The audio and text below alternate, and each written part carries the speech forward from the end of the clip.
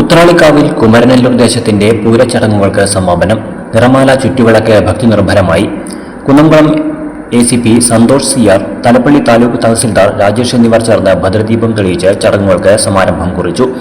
ഉത്രാളിക്കാവ് പൂരം കുമരനെല്ലൂർ ദേശം president AK Satheesh Kumar അധ്യക്ഷത വഹിച്ചു.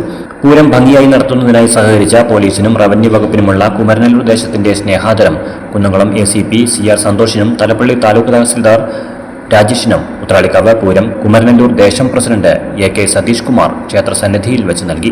കുമരനെല്ലൂർ ദേശം working president Balakrishnan Kolancheri, treasurer Prasad Pookkot, general convener KR Ramesh, chief coordinator Vijayan Poonoth, V Sreedharan, general secretary PA Vipin എന്നിവരും മറ്റ് കമ്മിറ്റി അംഗങ്ങളും ചടങ്ങുകൾക്ക് നേതൃത്വം നൽകി.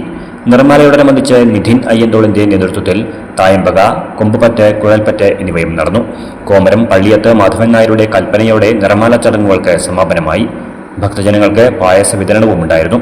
വിവിധ ദേശ കമ്മിറ്റി ഭാരവാഹികൾ, നാട്ടുകാർ തുടങ്ങി നിരവധി പേർ പങ്കെടുത്തു.